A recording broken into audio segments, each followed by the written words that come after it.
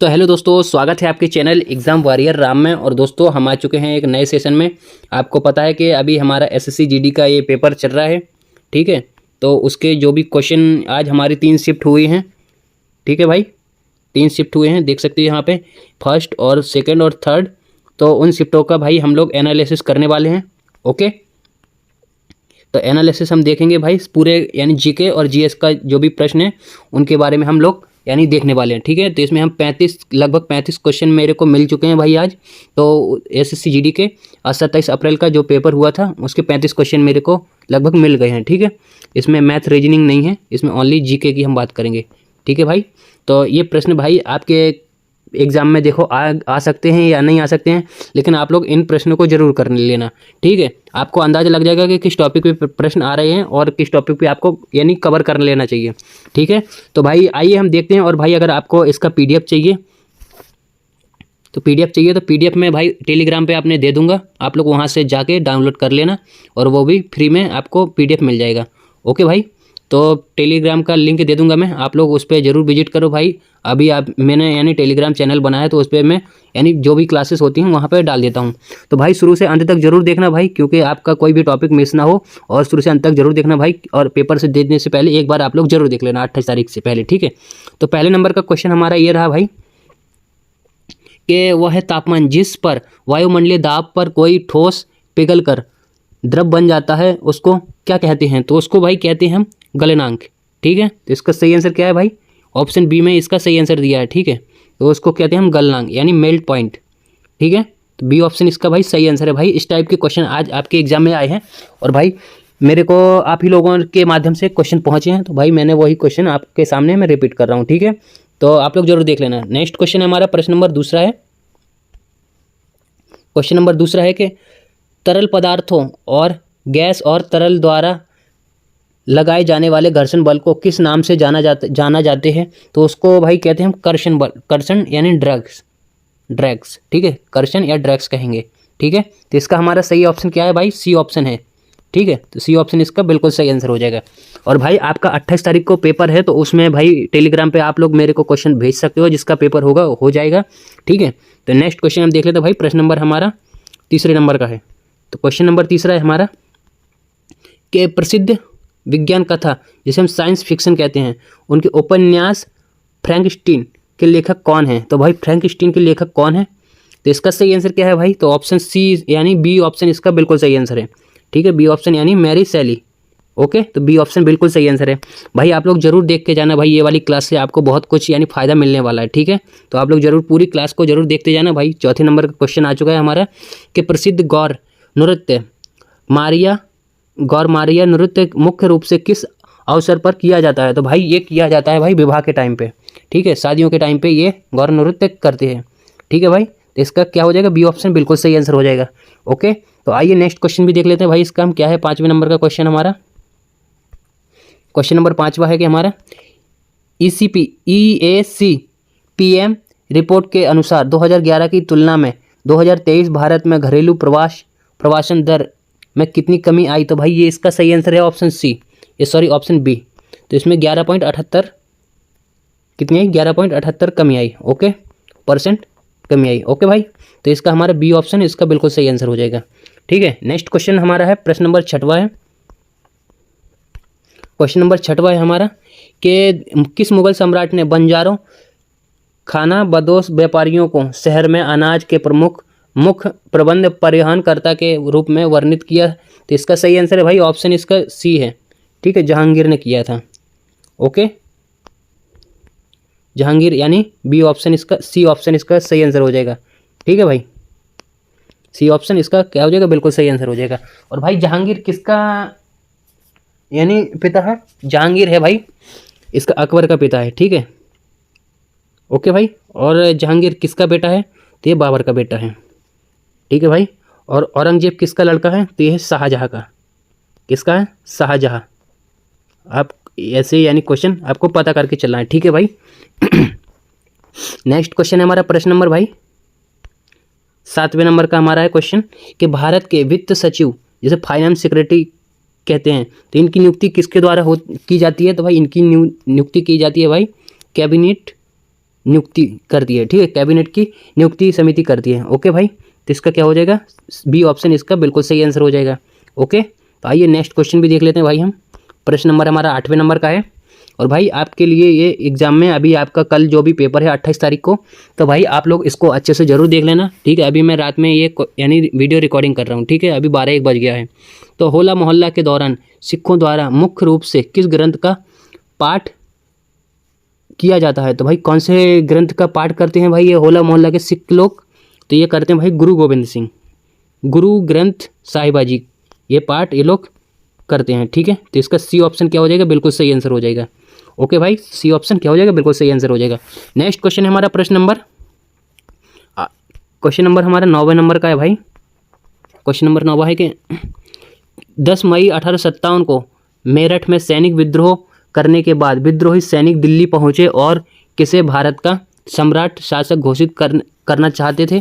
तो भाई किसे दिल्ली दरबार में भारत का सम्राट शासक यानी घोषित करना चाहते थे? तो भाई इसका सही आंसर है ऑप्शन बी, ठीक है, बहादुर शाह जाफर को करना चाहते थे, ठीक है। तो इसका बी ऑप्शन क्या हो जाएगा, बिल्कुल सही आंसर हो जाएगा। ओके, नेक्स्ट क्वेश्चन है हमारा प्रश्न नंबर 10वें नंबर का।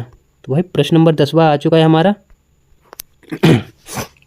तो रूस ने भारत को ब्रिक्स की अध्यक्षता किस वर्ष सौंपी थी, जिसके बाद भारत ने 13वें शिखर सम्मेलन की मेजबानी की थी? तो भाई ये की थी हमारी 2021 में, ठीक है। रूस ने 2021 में यानी सौंप दिया था कि अभी तुम ही करो, ठीक है। तो 2021 इसका सही आंसर हो जाएगा, ए ऑप्शन बिल्कुल करेक्ट आंसर हो जाएगा। ओके भाई, तो आइए नेक्स्ट क्वेश्चन भी देख लेते हैं। प्रश्न नंबर हमारा 11वें नंबर का। क्वेश्चन नंबर 11वां है कि कार्यालयों, सोसाइटियों या कारखानों के मुख्य द्वारा में जैसे मेन गेट पर सुरक्षा गार्डों द्वारा अंगातुओं की जानकारी दर्ज करने के लिए किस रजिस्टर का उपयोग किया जाता है? तो भाई ये किया जाता है विजिटर रजिस्टर इसका सही आंसर हो जाएगा। ओके, तो बी ऑप्शन क्या हो जाएगा, इसका बिल्कुल सही आंसर हो जाएगा। ओके भाई, आइए नेक्स्ट क्वेश्चन भी देख लेते हैं। प्रश्न नंबर हमारा नेक्स्ट है कि मैदान की मानक लंबाई कितनी होती है? तो मैदान की मानक लंबाई कितनी होती है किसकी? हॉकी फील्ड की मैदान की मानक लंबाई होती है भाई 91 मीटर, ठीक है। आज ही मैंने क्वेश्चन इसको आज पढ़ा, ठीक है। तो 91 मीटर इसकी सही आंसर हो जाएगा। ओके, जो कि आपके बी ऑप्शन में सही आंसर दिया है, ठीक है भाई। तो आइए नेक्स्ट क्वेश्चन भी देख लेते हैं भाई हम। नेक्स्ट क्वेश्चन हमारा क्या कह रहा है कि 13वें नंबर का। तो भारत में आयात और निर्यात के लिए वित्तीय सहायता प्रदान करने और इसका मुख्य लेखा जोखा रखने वाली प्रमुख संस्था कौन सी है? आयात और निर्यात की कौन सी संस्था है इसका लेखा जोखा करने के लिए? तो ये भाई एग्जिम बैंक, ठीक है, यानी एग्जिम बैंक, यानी इसका सी ऑप्शन क्या हो जाएगा, बिल्कुल सही आंसर हो जाएगा, ठीक है। नेक्स्ट क्वेश्चन भी देख लेते भाई हम इसका।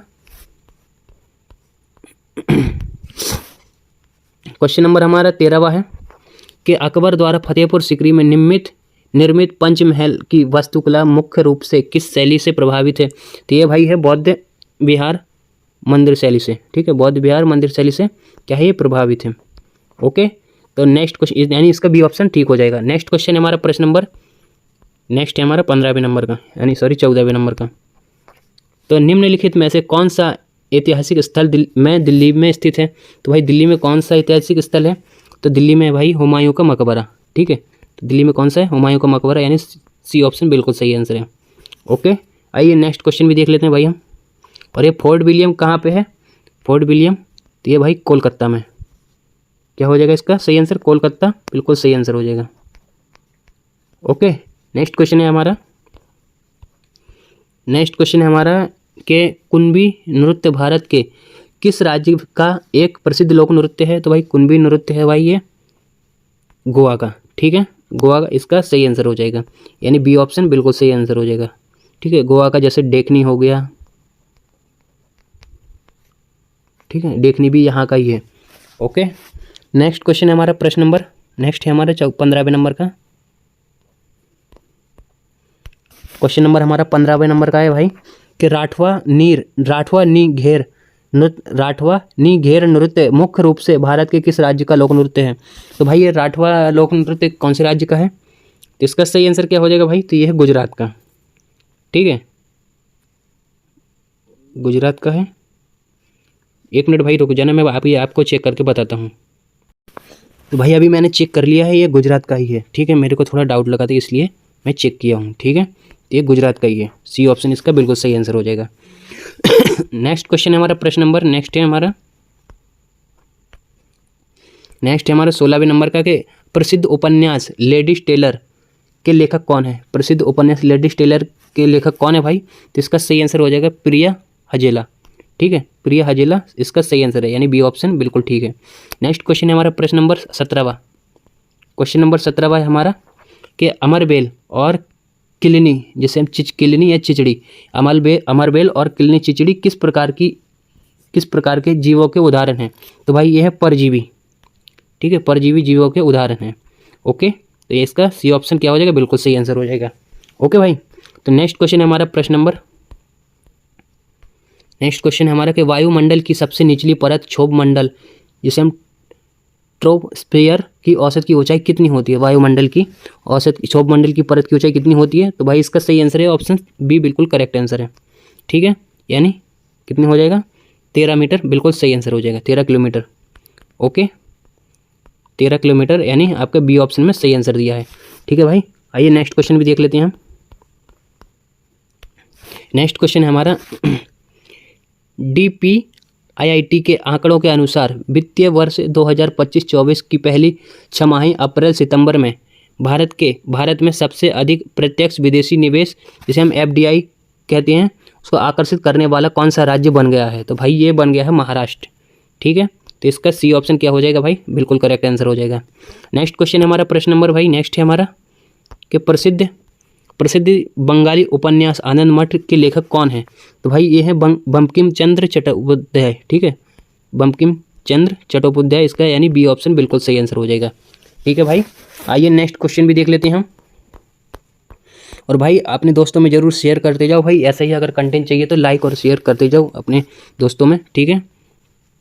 कि प्राचीन भारतीय संगीत ग्रंथ बृहदेशी के रचयिता कौन है। तो भाई ये है भरत मुनि, मतंग मुनि, ठीक है, मतंग मुनि। तो इसका सही आंसर क्या हो जाएगा भाई, तो बी ऑप्शन क्या हो जाएगा, इसका सही आंसर हो जाएगा मतंग मुनि, ठीक है, मतंग मुनि। ओके, तो इसका बी ऑप्शन ठीक हो जाएगा। नेक्स्ट क्वेश्चन है हमारा प्रश्न कि वाद्य यंत्रों के वर्गीकरण के अनुसार मेम्ब्रोफोन किस प्रकार के वाद्य यंत्र होते हैं। तो ये होते हैं भाई तनी हुई झिल्ली के वाले वाद्य यंत्र, ठीक है, तनी हुई झिल्ली वाले यंत्र और अवनद। भाई ये कैसे क्वेश्चन है, मेरे को ही पढ़ना नहीं आ रहा है, ठीक है। तो इसका सी ऑप्शन बिल्कुल सही आंसर हो जाएगा। नेक्स्ट क्वेश्चन है हमारा प्रश्न कि प्रयागराज में महाकुंभ का आयोजन कितने वर्षों के अंतराल किया जाता है। तो भाई ये किया जाता है 12 वर्षों के अंतराल में ये होता है, यानी इसका सी ऑप्शन क्या हो जाएगा, बिल्कुल सही आंसर हो जाएगा। आइए नेक्स्ट क्वेश्चन भी देख लेते हैं भाई हम इसके कि 297 ईसा पूर्व यानी BC में चंद्रगुप्त मौर्य के बाद सिंहासन पर कौन बैठा था। तो भाई ये बैठा था बिंदुसार, ठीक है, क्योंकि चंद्रगुप्त मौर्य का ये बेटा है। तो इसका बी ऑप्शन क्या हो जाएगा, बिल्कुल सही आंसर हो जाएगा। और बिंदुसार का बेटा कौन है, तो ये है अशोक, ठीक है, अशोक इसका सही आंसर हो जाएगा। और अशोक का लड़का कौन है भाई, तो अशोक का लड़का है बृहद्रथ, ठीक है। तो इसका सही आंसर क्या है, बृहद्रथ, यानी B option Bindusara. Next question है हमारा मटर का पौधा किसी पेड़ या अन्य सहारे पर किसके माध्यम से चढ़ता है। तो भाई ये चढ़ता है प्रातान के, यानी टेंड्रिल इसका सही आंसर हो जाएगा। ओके, तो बी ऑप्शन क्या हो जाएगा, बिल्कुल सही आंसर हो जाएगा। नेक्स्ट क्वेश्चन है हमारा कि वर्ष 1959 में 14 निजी बैंकों के बड़े पैमाने पर राष्ट्रीयकरण से पहले भारत का एकमात्र राष्ट्रीयकृत सार्वजनिक क्षेत्र का बैंक कौन सा था। तो भाई ये था भाई ऑप्शन बी, यानी भारतीय स्टेट बैंक था, ठीक है, उस टाइम पे। तो बी ऑप्शन क्या हो जाएगा, बिल्कुल सही आंसर हो जाएगा। ओके भाई, आइए नेक्स्ट क्वेश्चन देख लेते हैं हम।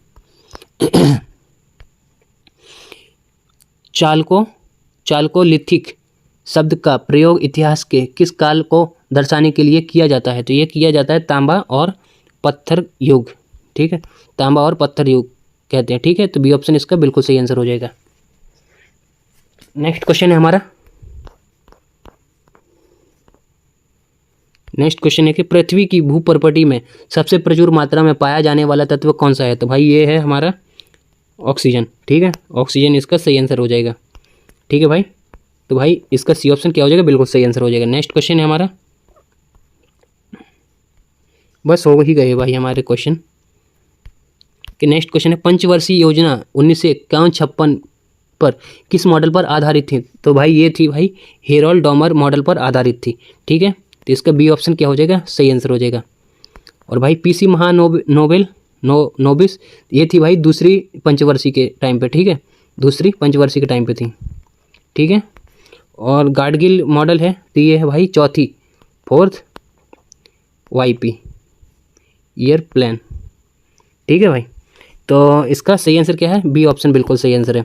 नेक्स्ट क्वेश्चन हमारा क्या है कि होला मोहल्ला के दौरान सिखों द्वारा मुख्य रूप से किस ग्रंथ का पाठ किया जाता है। तो भाई ये मैंने बता दिया है, रिपीट हो गया क्वेश्चन, ये किया जाता है, इसका सही आंसर क्या है, तो ये किया जाता है ऑप्शन सी, गुरु ग्रंथ साहिबा जी, ठीक है। तो सी ऑप्शन इसका बिल्कुल सही आंसर है। नेक्स्ट क्वेश्चन हमारा क्या है भाई, इतने ही क्वेश्चन थे हमारे, और उम्मीद करूंगा कि भाई लोग आपको अच्छे से हमारे क्वेश्चन यानी हमारी वीडियो अच्छी लगी होगी। अच्छी लगी है तो भाई उसके लिए एक लाइक कर देना, शेयर कर देना, और साथ ही ऐसी वीडियो का अपडेट लेने के लिए आप लोग ज़रूर जुड़े रहो, ठीक है। और कमेंट करके भाई ज़रूर बताना कि आपको यानी किस टॉपिक पे आपको वीडियो चाहिए, ठीक है। तो उसके माध्यम से मैं आपके लिए ज़रूर लाऊंगा वो वीडियो, ठीक है। तो मिलते हैं नेक्स्ट वीडियो, तब तक के लिए धन्यवाद, जय हिंद। और भाई अगर आपको इसका पीडीएफ चाहिए तो मैंने बता दिया कि पीडीएफ चाहिए तो टेलीग्राम मेरा ज्वाइन कर लेना, ठीक है। पीडीएफ आपको वहाँ पे मिल जाएगी, क्लास होते ही मैं वहाँ पे अपलोड कर देता हूँ, ठीक है भाई। तो पीडीएफ आप लोग ज़रूर पढ़ लेना, ठीक है। तो मिलते हैं नेक्स्ट वीडियो, तब तक के लिए धन्यवाद, जय हिंद, वंदे मातरम।